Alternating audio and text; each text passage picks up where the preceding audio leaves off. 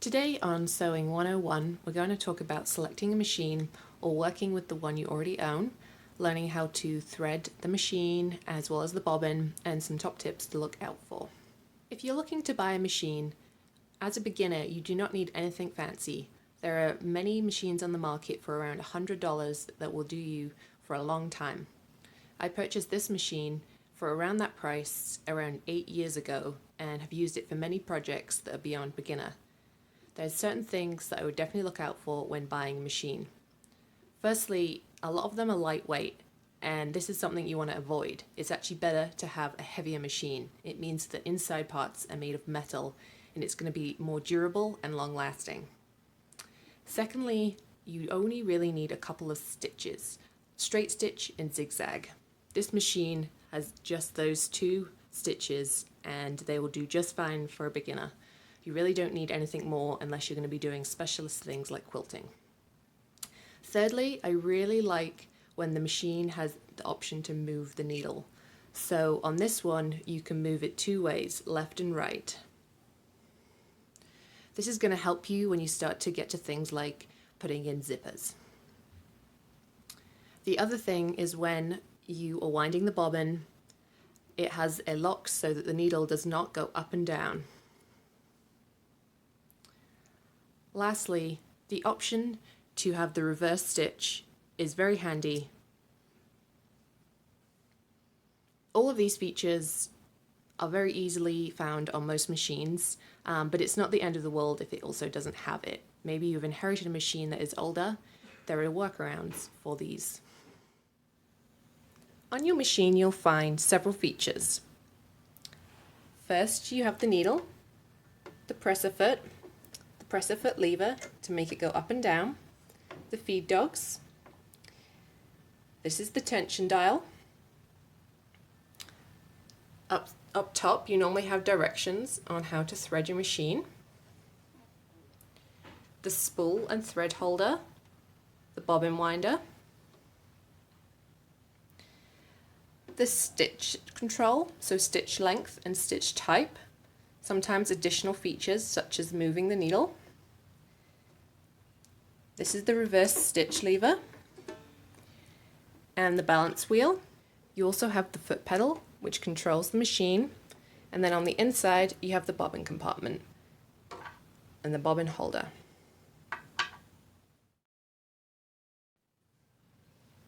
Now we're going to thread our machine. Take your chosen thread and pop it on the spool holder.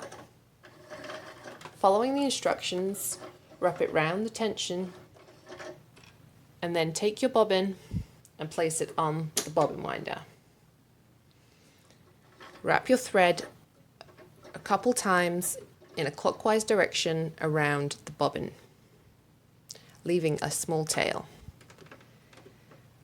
Slide your bobbin winder into place. Some machines won't have this. This is the lock-off feature to make sure that the needle does not go up and down. If your machine does not have that feature, be sure to keep your hands away from the needle in the next stage. This little dial adjusts the amount that you're going to be putting on your bobbin. Turn your machine on, hold on to the little tail, and gently push down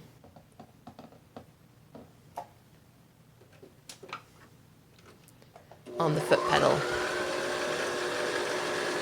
Wind your bobbin.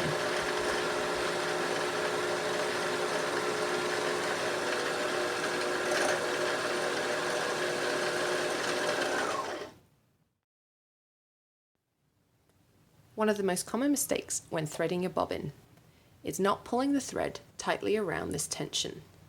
This is what controls how tightly it gets wound onto the bobbin. So if it comes out loose and not tightly wound, it's probably because you have not pulled tightly around this before you start winding.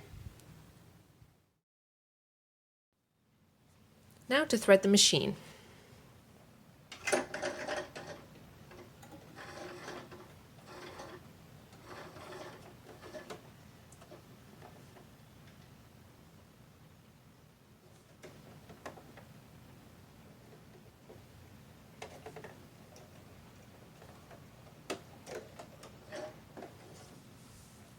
When threading a machine, you want to make sure that you follow the instructions and all the directional arrows.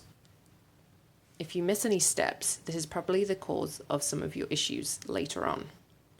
You want to go down in the thread guide, round the tension wheel, back up to the thread grabber. If you can't see the thread grabber, you can control it with the balance wheel. This will raise and lower. And come back down. Make sure that when you thread through the needle that you go front to back and that it doesn't get caught up.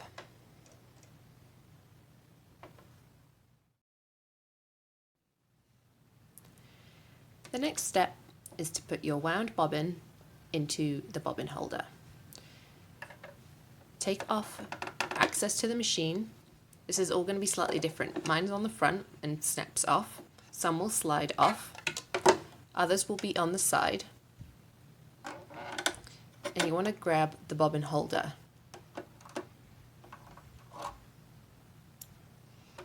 Place the bobbin into the bobbin holder. Now this is important. The way that the bobbin goes around is going to make a difference. So you want it to smoothly go into this little notch. And then when you pull, it will easily turn anti-clockwise. If we pop it in the other way, you'll see that it has to kind of come back on itself and it will go clockwise.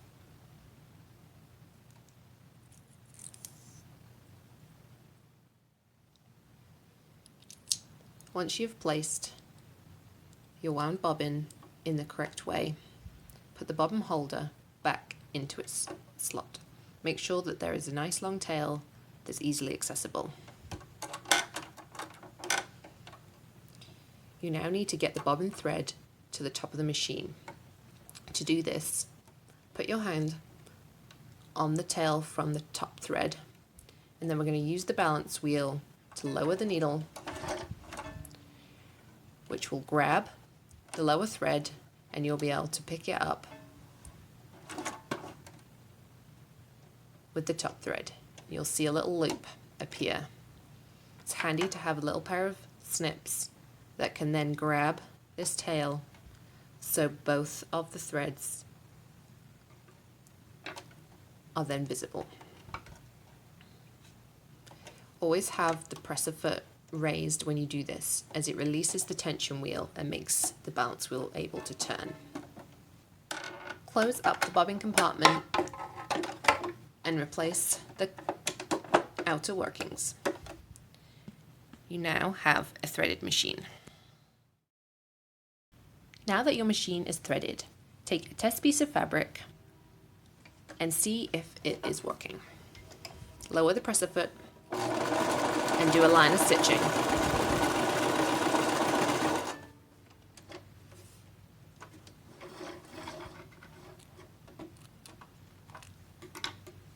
On your test, you want to see that the stitching lies flat and there is no bunching and there's no big loops on the back. As you can see, my stitching looks a little tight. This is where you start to make adjustments. You don't, however, want to touch the tension wheel if it can be avoided. Most machines come ready to go, and the tension is set for your kind of standard fabrics. This would be your basic cottons, nothing too heavy and nothing too lightweight. If you find that the stitching isn't quite perfect, there's other things you can do before touching the tension wheel. Once you start messing with the tension wheel, it can really mess up the machine and it's really hard to get it back without taking it for service. So the best thing to do is adjust the length of the stitch. So I'm going to make it slightly longer and try again.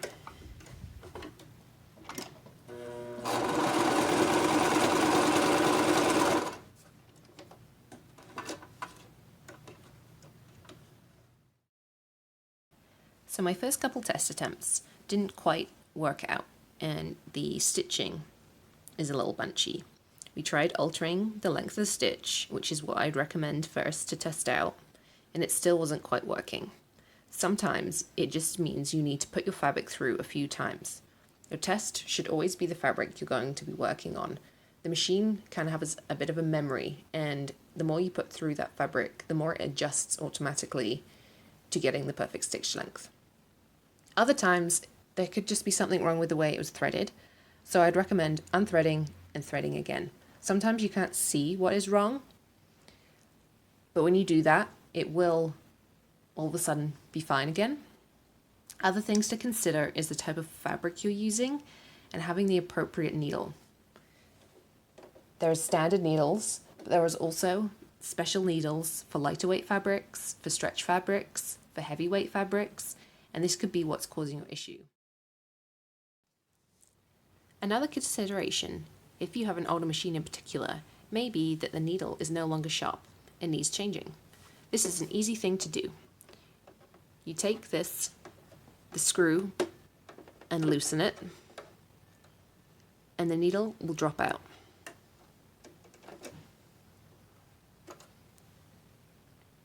To replace, do the same thing in reverse. Make sure you put it back in the same way. Some machines have a round needle and others have a flat edge. If there's a flat edge, it's easy to make sure it goes in the same way. If it's a round needle, make sure that the hole is the same as you took it out. Some machines that is face on, some machines that is sideways on. So make sure to pay attention before you remove the needle. This may also be an issue. Maybe the needle has been put in incorrectly previously. If you have a manual, it will tell you how the needle is supposed to be inserted. If not, you can always Google your machine, and often the internet will provide you with the answer. I find the best way to put it back in is to use your nail, if you've got long nails, and hold it in place, push it as high as it can go, and then tighten it back up. If you don't have long needles, you can always use a thimble.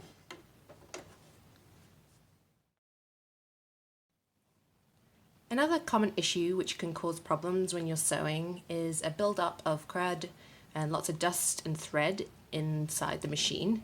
This can cause the thread to catch and snap, and can be the reason that your stitches aren't nice and neat. So every once in a while I recommend checking and giving it a good clean out. So you want to go back into the bobbin area. Make sure your machine is turned off before you do this so you don't accidentally catch yourself on the needle. As you can see, this is what I'm talking about here. Purposely didn't clean it out before so I could show everyone the kind of build-up that happens. Often machines will come with a little toolkit to help you deal with this kind of thing. It's often the kind of thing that's the first to go missing, and if you've inherited a machine it might not come with it.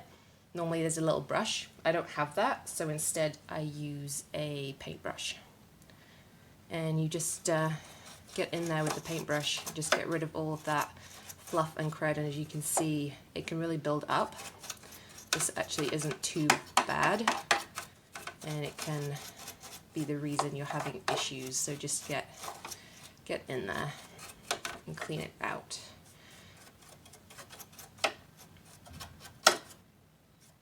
You can also get one of those air in a can and blast out the fluff. You'll also see in here you can take apart the bobbin casing. So that's another thing to do to check there isn't any crud built up inside. So before you do this, make sure that you pay attention so it's easy to put back, because that's can be challenging. For mine it's super easy. You just slide these little levers out and this plate will pop off, and you can see there more fluff came out. And you'd be surprised how much this can affect your sewing. There's another bit there that just slipped out. So just get in there, make sure all the fluff is gone.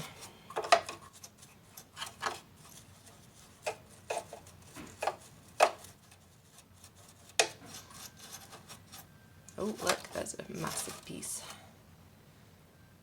of fluff.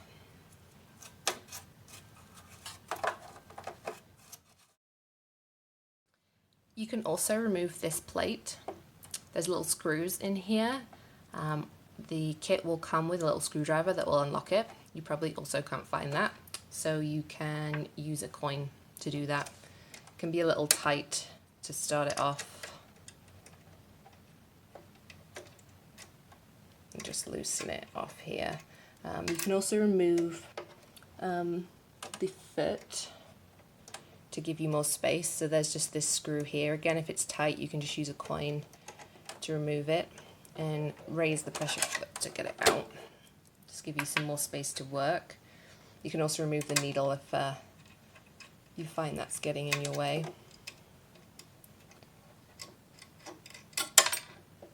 Okay, so there's one.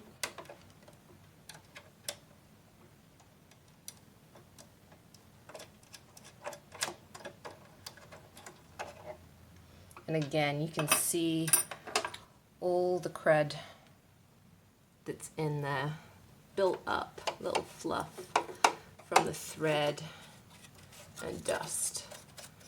So just brush all of that out and it's going to help make a smoother stitch.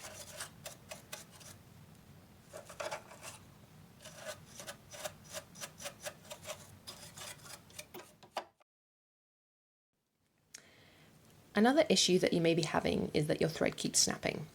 People often assume that means that the tension is off and start playing with the tension dial. Before you do this though, consider what kind of thread you're using. If the thread is cheaper, it may not be strong enough to deal with the machine's tension. What's confusing is when you buy a cheap machine, it often comes with thread that is not suitable for using. I would highly recommend investing in some quality thread. Gutermann is my go-to and is very easily available. It really isn't even that expensive. Definitely used for your machines. Don't worry about the other thread though, you'll be able to use that in some of your hand sewing projects. After working through some common problems, I've managed to fix the issues and my test is now looking great. The stitching is nice and flat, there's no bunching, and it looks great on the back with no loops. We are now ready to sew. Hopefully some of those problem-solving tips help you with any issues you've been having. I look forward to seeing what you create. Join me next week on Sewing 101 to start learning how to do your basic stitches.